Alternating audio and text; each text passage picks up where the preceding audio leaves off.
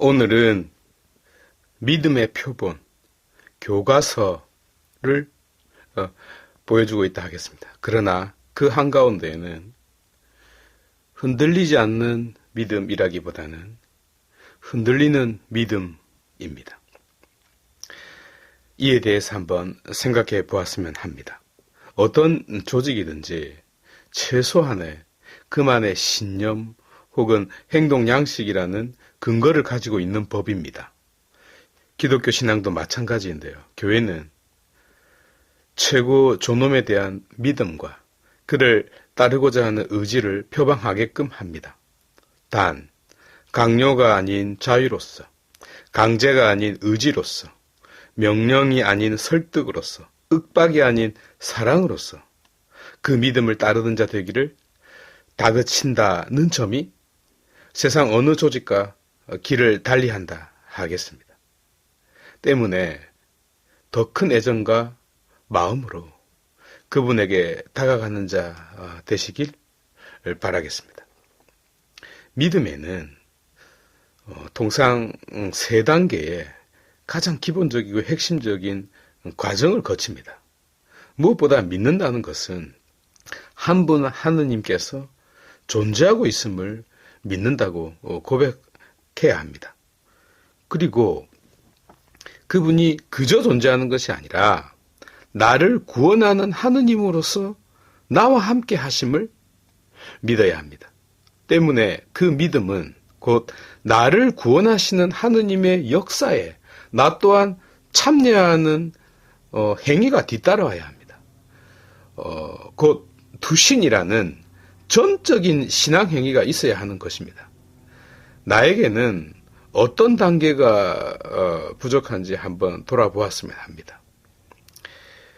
그래서 이 각각의 단계에는 확고한 믿음이 있어야 하겠습니다. 그리고 성 어거스틴이 우리에게 가르쳐준 바 빛을 받아야 합니다. 그 빛은 교회의 유산 안에 간직되어 있는 거죠. 하여 교회의 유산을 참으로 소중한 유산으로 받아들일 줄 알고 껴안을 줄 아는 자 되어야 되는 거죠. 최종적으로는 어떤 방식으로든지 실천으로 옮길 줄 알아야 합니다. 다시 말해 자신의 삶 전체를 통하여 자신의 삶 안에서 그 믿음은, 그리고 그 믿음의 향기와 그리고 그 믿음의 영향력이 나타나야 합니다. 드러나야 하는 거죠. 그 좋은 예가 베드로입니다. 겟네사렛 호수에서 큰 파도가 쳤을 때 그는 부르짖습니다. 도미네, 주님, 살붐메 팍, 주님 살려주십시오. 와, 정말 믿는다라고 하는 모든 사람이 정말로 부르짖어야 되는 말이 주님 제발 살려주십시오 라는 말이 아닙니까? 비록 주님으로부터 믿음이 없다고 꾸지람을 받았지만 곧 그의 믿음이 파도와 함께 아래 위로 흔들렸지만 정말 중요한 것은 그가 여전히 주님을 믿고 있었다는 점입니다. 그의 믿음이 흔들리고 또 불완전하고 심지어 주님을 모른다고 했을지라도 여전히 믿음을 가지고 있었기에 타보르 산에서는 초막 셋을 짓겠다고 장담했고 또 당신이 영원한 생명의 말씀을 지녔는데 우리가 누구를 따르겠습니까? 라고 대답할 수 있었던 것입니다. 믿음이 있었기 때문에 스승 예수님을 3번이나 모른다고 대답했을지언정 쭉 물리적으로 예수님을 따라갔고 또 그분에게서 물리적으로 멀리 떨어지지 않았던 것입니다. 많은 이들이 믿음의 이 3단계와 그에 부합하는 신앙생활을 잘 하고 있습니다만 안타깝게도 신앙이 흔들린다는 점을 자기는 신앙이 없다고, 터무니없이 부족하다고 단정 짓고 삽니다. 그래서 포기하는 자가 생기고 또 점점 더 많아지고 있는 것이 현실인 것 같습니다. 그러나 그렇지 않습니다. 우리 모두 힘과 용기를 냅시다. 오늘 말씀은 흔들리는 신앙에 대하여 중요한 안내판 역할을 해주고 있다 하겠습니다. 눈먼 거지였던 바르티메오는 주님을 그저 주님이라 부르지 않고 다윗의 자손이라고 불렀습니다. 단지 그분이 자신을 치유하는 분이 아니라 구원자임을 애써 표방한 것입니다. 참고로 수식어가 없는 하느님은 아무 의미 없는 자입니다. 그런 신은 천지빛깔입니다. 어떤 면에서 많다는 것과 무의미하다는 것은 같은 뜻입니다. 그가 나에게 누구냐라는 사실이 중요한 것이죠. 그는 자기 신앙에 어긋날세라. 그는 입고 있던 외투를 벗어 던지고 다가갔습니다. 가난한 사람들에게 있어서 외투는 제일 중요한 재산 목록 1호입니다. 왜냐하면 그것이 없으면 밤에 동사할 수 있기 때문입니다. 그래서 율법도 가난한 사람들의 외투를 담보로 삼았을 때에는 해가 지기 전까지 반드시 돌려주어야 된다고 명시하고 있는 것도 그 때문입니다. 생명이기 때문에 그렇죠. 더욱이 그는 앞을 보지 못하는 자입니다. 눈이 선한 자는 만약 치유를 못 받으면 A, C 하면서 돌아가서 버렸던 외투를 다시 집어들면 그만입니다. 그러나 그는 장님이기에 그 옷을 찾을 길이 막막합니다. 말하자면 그는 자기 자신을 구원의 현장에 집어 던져버린 것입니다. 옷을 집어 던졌지만 자신의 생명을 던진 것입니다. 마치 가난한 가부가 랩톤 두 잎을 던졌을 때 그것을 지켜보고 있던 예수께서 그녀는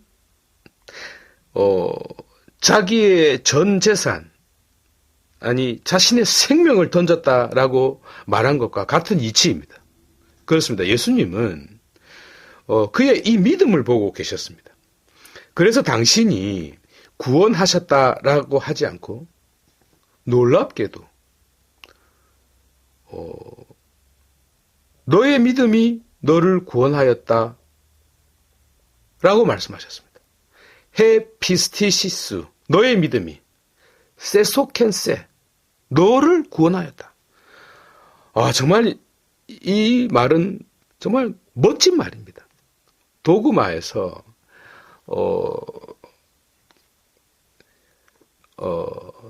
자기가 자기 자신을 구원하였다? 라는 그런 말 없습니다. 인간이 인간을 구원한다? 그런 말 없습니다. 오직 구원자 예수 그리스도가 있을 뿐입니다. 그런데 구세주 그리스도께서 바로 믿음의 실체, 본체를 향하여 우리 안에 있는 바로 그 믿음이 우리 자신을 구한다라고 여러 번 말씀하셨습니다. 생각해 보십시오. 그 믿음이 그렇다면 얼마나 값진 것인지 말이죠. 그가